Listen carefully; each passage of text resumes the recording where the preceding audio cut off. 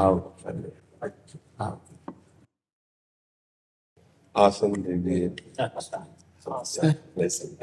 है आसन के लिए बना कर तो ऐसे ही बैठा। अब जैसे एक प्लास्टिक की चेयर अगर हो तो जरा कुर्सी लेकर आओ। एक कुर्सी आप विराजे। जब तक आप ले बैठेंगे तब तक कैसे नहीं आओ, भाग्य आप दर्शन दिए। सीधे होके बैठ, ऐसे ऐसे वस्त्र सेवा कर सकते हैं, सफेद वस्त्र है आपको चढ़ा अगर आ गया। एक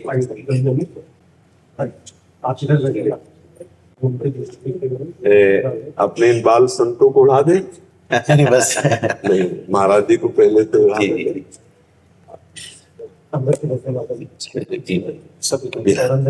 लाओ हमारे से बाल संतों को उड़ा दे। इसके विषय महाराज जी हम ये साजिद किया हुआ शिवलिंग, ये जैन धर्म का वास्तव चलता है। ये हमारे लिए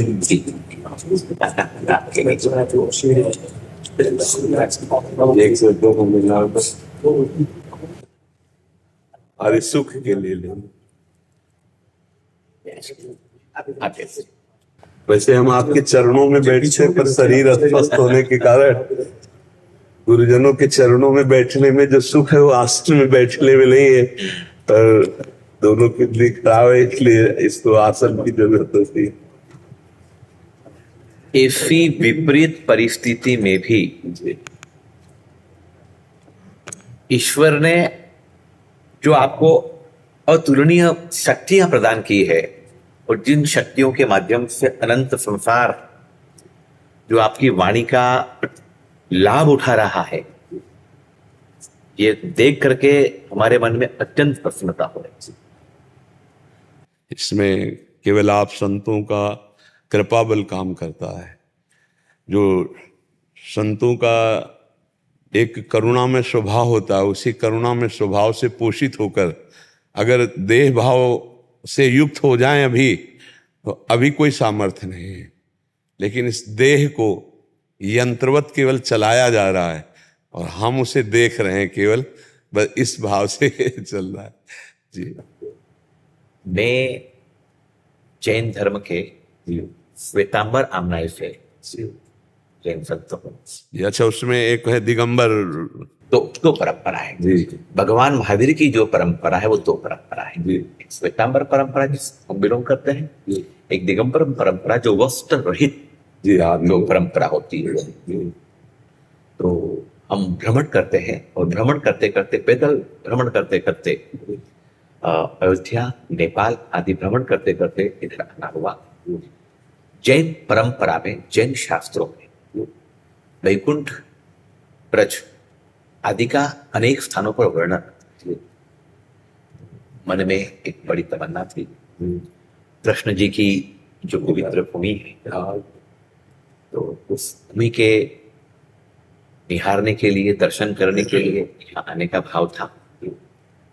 हमारा मथुरा में एक बहुत प्राचीनतम जैन मंदिर है, कल्पद्रुम पार्श्वनाथ मंदिर। तो वहां के लोगों ने मुझे स्पेशल आग्रह किया कि गुरु जी आप यहाँ तक पधारे हैं तो एक बहुत अच्छे सुलझे हुए उच्च संत है, अगर उनसे आपकी मुलाकात होगी। ये तो आपको दर्शन देना था महाराज जी, इसलिए। और सनातन धर्म जी, इन दोनों धर्मों की जो एक वाक्यता है वो बहुत आपके विचारों में बहुत अच्छा होगा। महाराज जी, मुझे आज तक कभी ये अनुभव ही नहीं हुआ कि कोई और धर्म है जी। हमें ये लगता है जितने भी धर्म हैं सब आत्म स्वरूप के हैं, इसलिए मुझे और कोई धर्म नहीं है। सब हमारे गुरु भाई लगते हैं, सब हमारे घर के लगते हैं, हमें आज तक कोई पर लगा नहीं। बराबर, बिल्कुल। हमें सब अपने लगते हैं। जैसे आप आए ना, हमें लगता है मेरी आत्मा आए, मेरे प्राण आए, मेरे जीवन आए मुझे कृतार्थ करने के लिए। मुझे कभी ऐसा नहीं लगा। और पूज्य श्री महामहिम महावीर स्वामी जी की वाणी पढ़ी है जी, तो हमें कहीं किंचन मात्र भी अलगाव नहीं लगा महाराज। मूल जो सिद्धांत है, जी। मूल जो बातें हैं, बस महाराज जी हमें मूल पकड़ना है। ऊपर की डालों के विभाग में अगर हम जाएंगे तो परेशानियां आ जाएंगी, और जब मूल में आते हैं तो हमें एक ही कृपा नजर आती है। एक भी शब्द का कोई अंतराय ना हमें गुरुवाणी में मिला है, और ना हमें पूज्य श्री महावीर स्वामी जी की वाणी में मिला है, और ना किसी महापुरुष की मिला है। बीच में जो उस ऊंचाई पर नहीं पहुंचे वहां खंडन मंडन की बातें आती हैं। लेकिन ये तो उन लोगों की प्रवृत्ति है जी, जो बाह्य प्रवृत्तियों में ही, मतलब हाँ भाई, जी जी जी जिन लोगों जी। को आत्मचिंतनता की बात है, जी। वे खंडन मंडन, हाँ, ये जी। क्या है? मेरे गुरुवर आचार्य श्री नवरत्न सागर सिलसर जी महाराज हैं, जिनके पास मैं 5.5 वर्ष की उम्र में गया था। 6 वर्ष की उम्र में जैन परंपरा में श्रमण बना था। उन्होंने मुझे एक ही बात कही थी कि जहां सद्गुण है वह नमन है, जहां सद्गुण है वहां नमन है। बहुत अच्छा आपके बारे में सुना था। आपकी जो कुछ विचारधारा है वो भगवान महावीर के बहुत नजदीक प्रतीत होती है। बहुत ऐसा लगता है कि एकदम प्रेम, करुणा, वात्सल्य, कृष्ण का जो दीर्घदर्शिता तो मन में भाव थे। हम अर्ली मॉर्निंग सुबह विहार किया, पैदल चलते हैं जैन संत, और हमारे विनीत जी ने बताया था कि आपको ये इतने बजे का समय है। हम सब साधु एकदम अर्ली मॉर्निंग सुबह आए। आज मुलाकात हुई। सबसे अच्छी बात जो है, संत से जब मिलते हैं सौहार्द खिलता है, आनंद की अनुभूति होती है, और कुछ आनंद शब्दों में व्यक्त किया जा सकता है। कुछ आनंद नहीं किया, अनिर्वचनीय, हाँ, अनिर्वचनीयम प्रेम स्वरूप, शब्दों में जो व्यक्त किया जा सकता है उसकी सीमा है। सीमा है, बिल्कुल बिल्कुल महाराज। जो शब्दों में व्यक्त नहीं कर सकते हैं वो असीमा है, अनंत है, असीम है। काफी हमारे जैन अनुयायी, जैन परंपरा के अनुयायी, वो आपको बराबर सुनते हैं, और आपसे हमारे बीच में वो एक सेतु बने हुए हैं। जैन मुनियों को एक मर्यादा होती है, तो वो कुछ आधुनिक उपकरणों का उपयोग नहीं कर पाते। तो हमें कैसे मालूम पड़ेगा, हमें कैसे पता चलेगा कि भाई आपकी भावनाएं हम तक कैसे पहुंचेगी? लेकिन हमारे बीच में जो सेतु बने हुए लोग हैं, वो लोग हमारे बीच में, आपका और हमारे बीच में सेतु बने हुए हैं। अभी मैं गोरखपुर में था, तो अच्छे संतों की चर्चा हुई कि भाई एक ऐसे संत होने चाहिए सनातन परंपरा में, हिंदू परंपरा में भिन्न भिन्न उंगलियां हैं, भिन्न भिन्न लोग हैं, जहां ऐसे संत मिलना चाहिए कि जिनको देख करके संपूर्ण समर्पण हो जाए। तो उसकी कुछ 2-5 मिनट चर्चा हुई थी। 2-5 जो संतों की चर्चा हुई थी, उसमें एक आपका भी जिक्र हुआ था। तो तभी से मेरे माइंड में था कि अपन जाएंगे, मिलेंगे। एक विडंबना है हमारी जो सनातन परंपरा है, इसमें एक विडंबना है। एक वाक्यता, ऐक्यता, उसमें कहीं कहीं प्रॉब्लम है। आज आपके जैसे जो विरले संत हैं, जो विचारधाराओं के अंदर सभी को समाहित करने की कोशिश करते हैं, जो महावीर को भी जोड़ लेते हैं, जो कृष्ण को भी जोड़ लेते हैं, जो राम जी को भी जोड़ लेते हैं, जो सिख संगत को भी जोड़ लेते हैं, ऐसे संगत के साथ में अगर हम आगे बढ़ते हैं, तो जो विभाजनकारी जो तत्व हैं, जो विपरीत परिस्थितियों में जो भी समाज चल रहा है, इतनी विषम परिस्थिति है महाराज। मैं तो पैदल, हाँ, आप भ्रमण करते, आप देखते हैं, बिल्कुल। मैं गांव के उस अंतिम छोर तक जाता हूँ, पैदल चलना रहता है, जंगलों में जाते हैं, गांव में भ्रमण करते हैं। परिस्थितियां वैसी अनुकूल नहीं, बिल्कुल नहीं महाराज, बिल्कुल नहीं है। विशेष करके जो हमारी युवा पीढ़ी है, मैं क्या बताऊं, धर्म के संस्कारों के प्रति बहुत भटकन पैदा हो रही है। और अगर कोई धर्म में कुछ विपरीतता उनको नजर आती है, किसी भी धर्म में कोई विपरीतता नजर आती है, तो वो हंसी की पात्रता उन लोगों के दिमाग में आती है। हाँ, साधु के प्रति तो उपहास की भावना है, उपहास की भावना आती है। लेकिन जब आपके जैसे संत होते हैं, तब उनका माइंड डाइवर्ट हो जाता है। संत जी, मैं एक आपको निवेदन कर रहा हूं, सबसे बड़ा जो आचरण होता है जी, संसार का सबसे बड़ा उपदेश होता है। आप सबसे बड़ा जो उपदेश आचरण, हम जैसे पैदल चलते हैं, कोई भी, हम तो समझ, लोग हमको नहीं जानते कि हम जैन संत हैं। जैन संत है ये लिमिटेड लोग जानते हैं। हमारी वेशभूषा, हमारा ये तो लिमिटेड लोग जानते हैं। पूछते हैं कि क्यों पैदल क्यों चलते हो, क्या काम है? तो जब हम कहते हैं उनको कि ईश्वर की प्राकृतिक व्यवस्थाओं का हम हिस्सा बनते जा रहे हैं। ईश्वर ने जो नेचुरली प्रकृति बनाई, गाड़ी क्यों बढ़ी नहीं? नेचुरल वास्तविकता जो जिस प्रकार से नेचुरल है उसको हम जीते हैं। ये छोटे छोटे संत भी उसी प्रकार से जीते हैं, हम क्या है इसी प्रकार से जीते हैं। तब उनमें जो परिवर्तन आता है, उनमें जो भाव आता है, खूब खूब आनंद मिलता है, खूब प्रसन्नता। सुबह जब हम 2 बजे निकलते पैदल, तो यहाँ से लेकर वहां तक 70-80 हजार नौजवान होते हैं। 70-80 राधा राधा राधा। तो लगता है कि संतों की, भगवान की बड़ी कृपा है जो आज हमारे नौजवान बदल रहे हैं, आज बदल रहे हैं। नहीं महाराज, साधु वेश का उपहास ही करना उनको आता है, क्योंकि आधुनिकता की पढ़ाई पढ़ी और ऐसे सीरियल देखे और ऐसी बातें समाज में उनके सामने डाली गई, जिससे संतों का स्वरूप एकदम उनको लगा कि पाखंड, दम्भ, फ्रॉड केवल। तो वो असली संतों के प्रति भी वही नजारा रखते हैं। परिस्थितियां भी ये है जी महाराज जी, दुख भरी परिस्थिति, बड़ी विकट विषम परिस्थितियां, विशेष करके सनातन हिंदू संतों को टारगेट बना करके वेब सीरीज चल रही, फिल्में बन, हाँ, उससे नए बच्चों के अंदर भावनाएं, नए लोगों को मालूम नहीं, जी, नए लोगों को तो वो मोबाइल के अंदर वेब सीरीज चालू करी, कुछ फिल्म देखी, और फिल्म में पर्टिकुलर हमारे ही संतों को जी जी टारगेट बना करके उनको ये दिखाया जाता है। ठीक हो सकता है, कुछ परसेंटेज हो सकता है। हाँ महाराज जी, इसमें क्या हुआ कि हम लोगों में जो भगवत लक्ष्य नहीं बनाए हुए हैं और उन्होंने अर्थ और वासना भोगों की पूर्ति के लिए भेष रखा, और जब उनके पास वैभव एकत्रित हुआ तो उस भोग का प्रदर्शन किया, तो वो प्रमाण मिल जाने के कारण नए नए बच्चों को और अश्रद्धा हो गई। तो जब उनके सामने सत्यता का प्रमाण रखा जाएगा तो ऐसा नहीं, सब में भगवान उनकी बुद्धि बदलेगी, जरूर बदलेगी। बहुत से नौजवान भाई आपको देख करके हमारी उम्मीदों के अंदर एक नया विश्वास प्रकट हुआ है।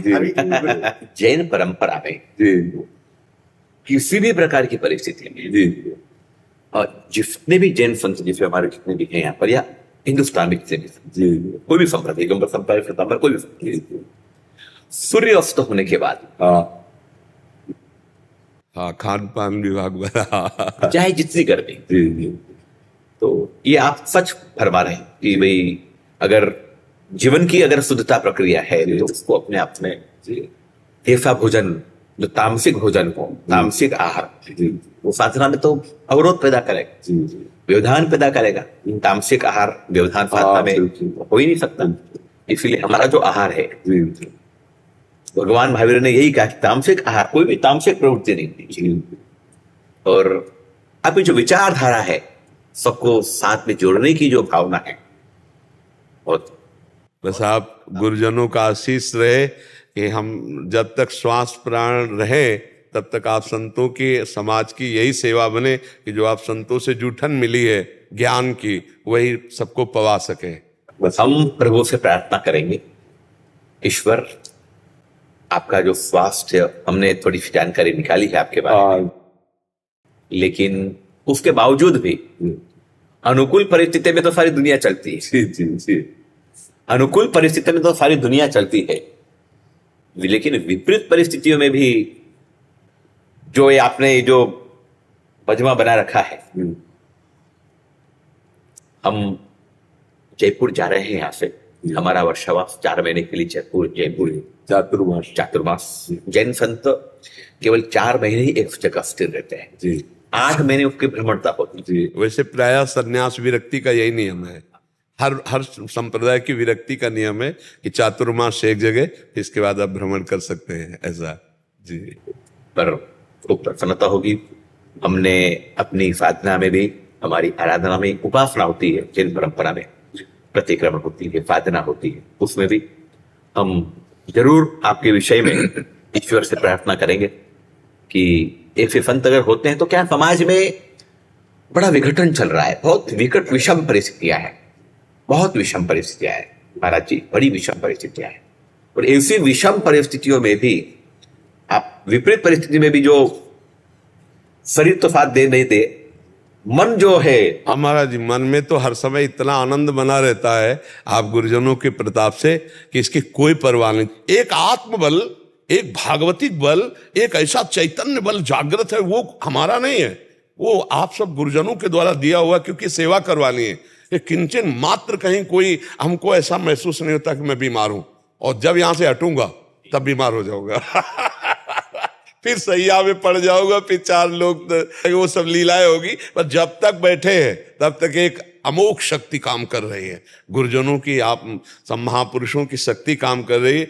और ये निश्चित केवल कुछ समय के लिए है। ये जो कभी कभी ऐसा होता है ना, तो ये भागवतिक लहर दौड़ती कुछ समय के लिए ऐसा होती है, वो कहीं भी किसी को निमित्त बना ले और वो अपना प्रभाव दिखाती रहती, भगवत वाणी अपना प्रभाव दिखाती रहती। जैन परिभाषा में एक शब्द आता है जी, तन में व्याधि जी, मन में समाधि। हाँ, ये बिल्कुल यही तन में व्याधि, मन में समाधि जी, तभी लगेगी आत्म समाधि। हाँ बिल्कुल बिल्कुल। जब आत्मा की समाधि होती है उसमें कोई तन तो ठीक है, तन में चाहे व्याधि हो, आत्मा में समाधि है तो उससे दुनिया में और कोई सुख नहीं हो सकता। अगर तन व्याधि युक्त है और मन स्वस्थ है, बस स्वस्थ, बस बराबर हो गया, ये आनंद का विषय रहता है। तो बहुत कृपा हुई आपके दर्शन। जीवन में हमारा दोबारा आने का लग नहीं रहा है क्योंकि हम पैदल चलते हैं जी, पैदल चलते हैं, इसलिए जिंदगी में शायद मुझे नहीं लग रहा है कि हम दोबारा यहाँ पे आ पावे, क्योंकि हजारों किलोमीटर पैदल चल करके हमारा मूलतः गुजरात, राजस्थान, मध्य प्रदेश, महाराष्ट्र, ये विचरण का ज्यादा स्थान है। एक हमारा बहुत बड़ा तीर्थ है समेत शिखर जी, तो उस परंपरा उसके लिए हमारा यहाँ आगमन हुआ था। और फिर ये सब इच्छा हुई कि चलो यहाँ पर सब, ये वृंदावन की भूमि है, ब्रज की भूमि है, मथुरा की भूमि है, तो और हमारे जैन तीर्थंकरों की भी भूमि है, ये जैन कल्याणक भूमि है। अयोध्या जहां पर मैं गया था तो वहां पर 19 कल्याणक भूमियां हैं। भगवान ऋषभदेव, भगवान जितने भी तीर्थंकर है वहां पर उनका जन्म हुआ था, वहां पर उनकी समाधि हुई थी, वहां पर उनके हुए थे। आपका इतना प्रेम है, अतिथि का सत्कार, संतों का सत्कार, ये तो आपके रोम रोम में भरा हुआ है।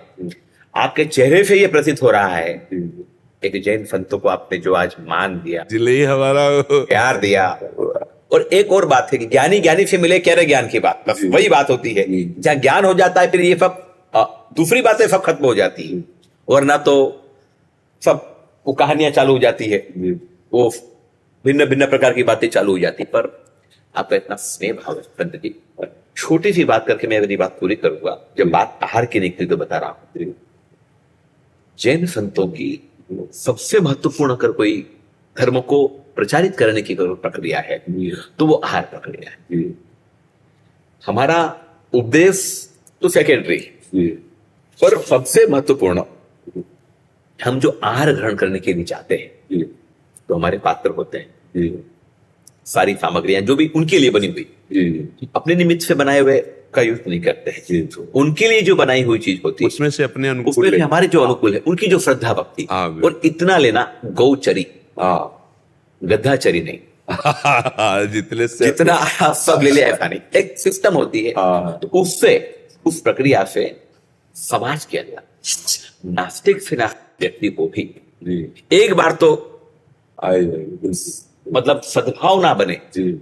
आपने हमें जो समय प्रदान किया है, ये मुझे समय प्रदान नहीं हुआ, ये समस्त जैन परंपरा को आपने समय प्रदान नहीं, हम सबके चरणों में। आज हमारे लाखों लोगों को जब ये पता चलेगा, लाखों समाजजनों को जब पता चलेगा कि संत श्री प्रेमानंद जी महाराज ने, आचार्य विश्वरत्न सागर जी और इनकी जो भेंट वार्ता हुई, जो प्रेम वार्ता हुई है, प्रेम वार्ता हुई है, प्रेम वार्ता जो हुई, तो इससे समाज में एक बहुत अच्छा समझ, बहुत अच्छा समझ, जैन कम्युनिटी एक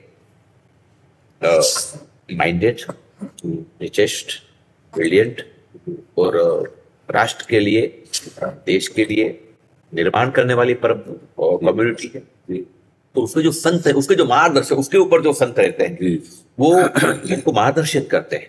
जब उन सबको पता चलेगा जी तो ये आज हमें आशीष मिलेगा, ये पक्का है। जी प्रभु की कृपा होगी। संत जी इतने व्यस्तम समय में भी आपने हमारे सब संतों को समय दिया, आपने जो प्यार दिया, स्नेह दिया, पूरा हमारा जैन परंपरा जो है, हमारे हजारों साधु भगवंतों को जब ये पता चलेगा तो खूब प्रसन्न होंगे, खूब प्रसन्न। थोड़ा रास्ता बना दीजिए। एक अरे अरे अरे बस बस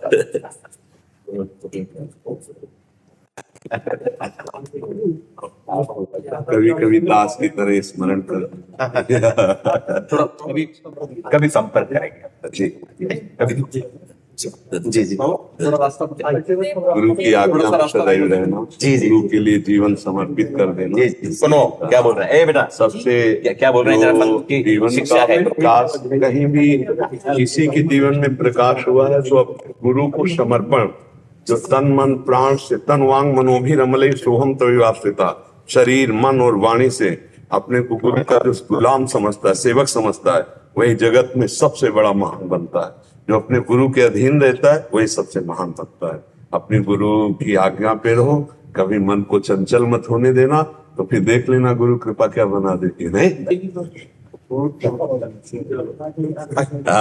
Very